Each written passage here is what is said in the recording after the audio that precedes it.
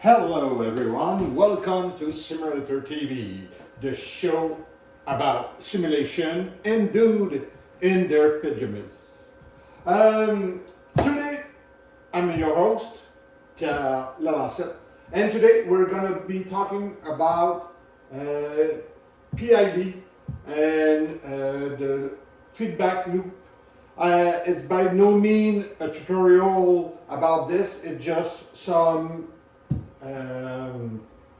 experimentation that I did using this tutorial, SPS Sabertooth Packet Serial PID Motor Driver Sketch, because I use Sabertooth as a driver for my motor,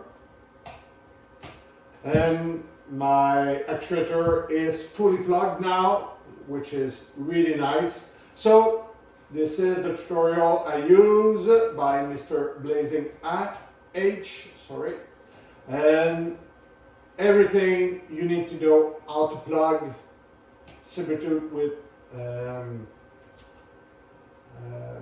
Arduino. What I am interested today is this, the SMC3 window utility. And we have information right here about it. So let's go there. Thanks, Mr. Rufus Dufus. Okay. There's a lot of things about installation, but what I am really interested here is all the information, because we use those to make our actuator move and how it goes to every position. And this is my setup for now. I used to have a high key KP and FPID divide by 5, but I found out a few things while doing my test. First, the dead zone. What is the dead zone? If your setup has some wobble in it, you might need a dead zone so it doesn't move all the time.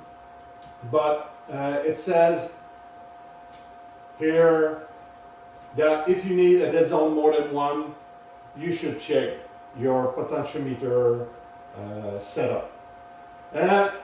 I'm pretty lucky.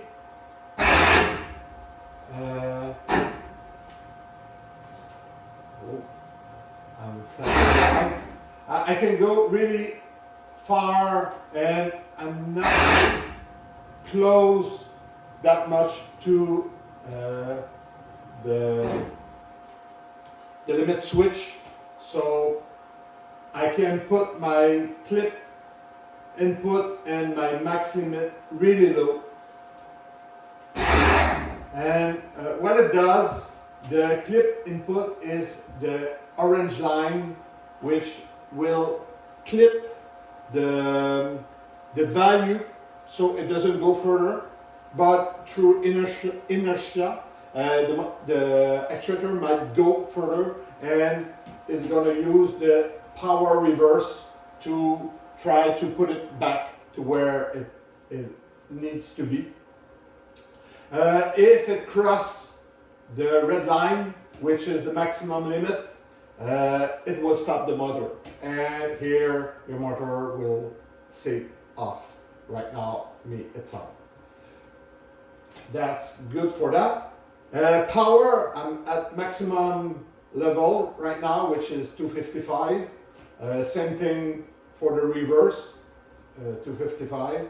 The power minimum is 0 for me right now. You might need to give it a little power so it has a jump start. But what I find out, if I put some minimum, I get movement. So I prefer to leave it at 0. The frequency, they don't say much about it in the documentation, so I'm not really sure about it. So if anyone knows exactly what it should be, please tell me. There you can go up to 35K, and I think you can go down to 10. I found, I'm not quite sure, but I think that 20 for me was where the line, the green line and the blue line from the signal are matched the most. So for me, I put it to 3. This is where it really gets fun. Let's put a square right now. As you can see, it always adjusts because it overshoots. And it has to correct to the right position. And it's mostly because of the keepy. Proportional term of the PID loop. It's how hard the motor will try to get to the position. And it goes too hard and it overshoots, so you have to correct. So, and the FPID is you can divide, so it doesn't do as much as calculation as if you don't. Let's put the step back to 1 and let's bring that down. My calculation goes from 200 to 1000 in a second. So it corrects a lot during because there's a lot of calculation.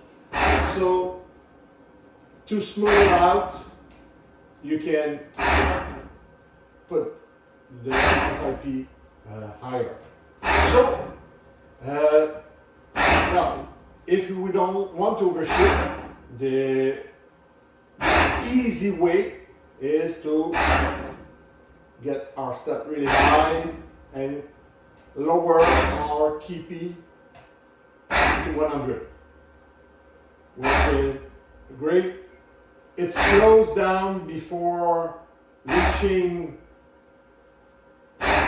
and it stays there and it doesn't overshoot. The problem with that is if I go to my sign, I don't know if you can see from the video, but my green line, which is the position of my actuator, is behind the blue line, which is the signal. So it's not fast enough. After many tests, I found out that a KP of about 200 for me and FPID of 2 is quite good. We're getting way better in the sine and also way better in the square.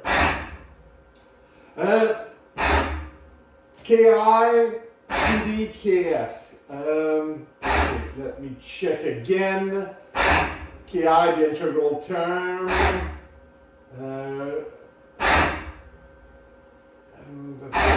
To have fun. The KI is how it will adjust to if ever it's not exactly on the right position, it will try to adjust. Let's put it a little higher. You can see that now it will adjust. So for me, I rather have no KI at all. So it might be slightly off the position, but it will stop there and stay there. For me, it's much better. KD and PS, what are they exactly? Okay, it does help for overshoot, so it will slow down two before reaching the position.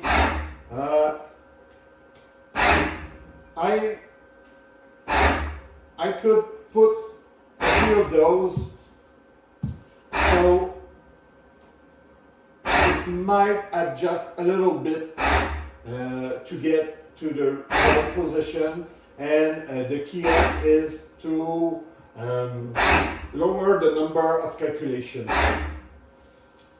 so it doesn't adjust all the time.